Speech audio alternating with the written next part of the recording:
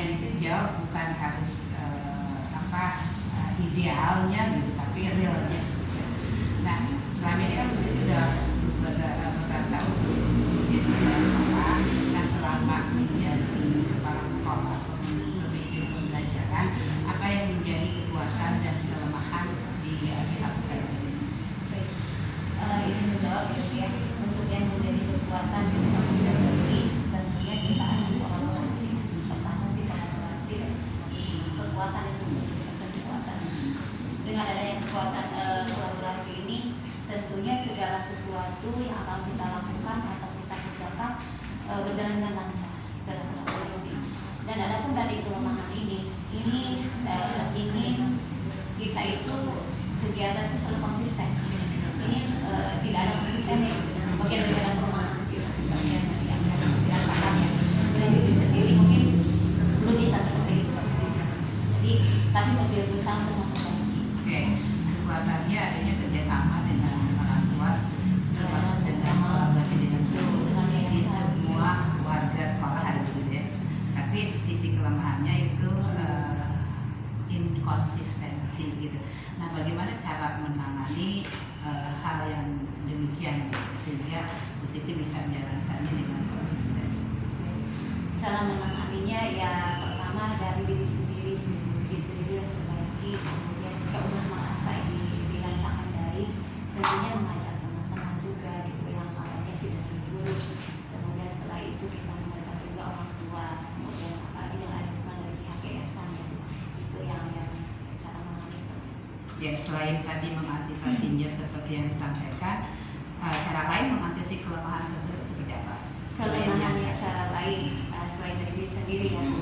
Mungkin sih kita awalnya ada dari masukan ataupun dari pelatihan pendampingan dari luar yang diperoleh seperti itu. Jadi kemudian dalam menyusun program kerja tahunan, program kerja 5 tahunan, apa yang menjadi acuan dalam menyusun program tersebut?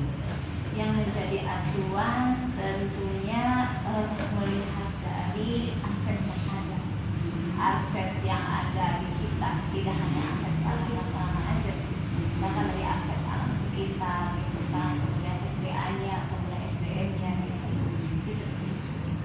Dengan penganggaran. Kalau dengan penganggaran, karena kita yayasan ya, jadi penganggaran itu otomatis mana yang masyarakat dari SPP itu ada dan SPP juga kita ada dan gospel gitu yang kita lagi dialokasikan sudah. Bu Siti pernah nggak membuat program kerja itu justru harus aturannya adalah apa pendidikan, pernah nggak pendidikan? Iya, salah satu itu. Jadi kan di dalam rapat pendidikan, di dalam sheet-sheetnya itu kan ada kita bagaimana menyusun berdasarkan rekomendasi yang ada dalam pendidikan. Nah, kemudian dalam menyusun program itu, apakah dari ke tahun itu sama copy paste karena ini tahun kemarin berhasil atau memang ada perubahan di setiap tahun ketika kita membuat program? Kalau namanya copy paste tentunya kita melihat dari sisi positifnya. Kalau positifnya lebih banyak kita jalankan dan kita buatkan, kemudian kita pertahankan. Kemudian kalau segi perubahan jika yang belum ada ini seperti ada perubahan inovasi yang dikembangkan lebih baik lagi. Kayak mungkin program unggulan kita sudah punya, kemudian program yang termasuk kita kurikuler yang ibaratnya sekarang lagi digaungkan juga ingin mencoba lebih baik lagi gitu. Dari berbagai kayak upgrade diri ya, kemudian update dari yang kita saat ini bersama akan kita jadi sama-sama. Jadi tidak semata-mata mengcopy paste program yang tahun lalu, tapi memang ada perubahan-perubahan yang tidak sama dengan tahun sebelumnya. Oke, baik, di dalam menyusun program apa yang menjadi tantangan atau kendala yang pernah dihadapi oleh tantangan kendala itu tentunya kita mungkin punya ide ya Bu, ide seperti ini gitu. Kita tuangkan dulu dalam tertulis, kemudian setelah tertulis kita dipresentasikan ke misalnya teman kerja gitu. Nah, tantangannya apakah orang bisa menerima atau tidak gitu, bagian dari seperti tantangan kan. Ininya seperti ini nih saya tuh gitu tuh. Kita kombinasikan dengan teman kerja gitu. Apakah diterima? Itu sebagai tantangan ya Bu gitu. Apakah terlalu tinggi bagi mereka atau terlalu bagaimana gitu. Itu bagian tantangan itu sih Bu. Dia punya ide seperti ini, jadi memiliki ide yang seperti ini gitu, tapi mungkin tidak terjangkau gitu, karena ibaratnya bagian daripada terlalu sulit atau bagaimana gitu.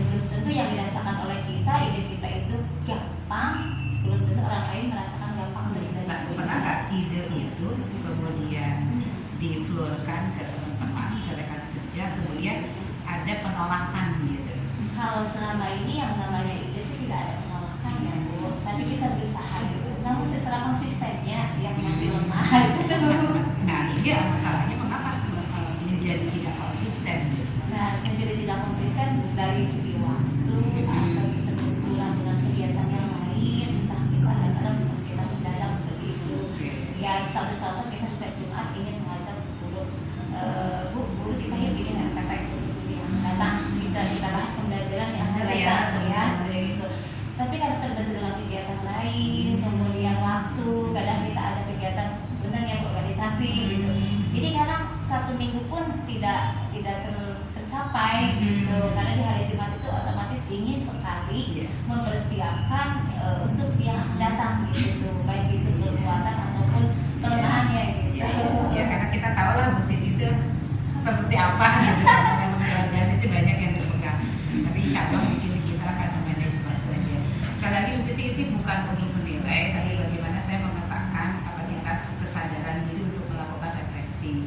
Izin juga saya mungkin tadi nanti bisa dipublish di YouTube untuk bisa apa yang didokumentasi itu bisa menjadi pegangan untuk bisa merangkum apa yang dilakukan musik ke depan. Ya.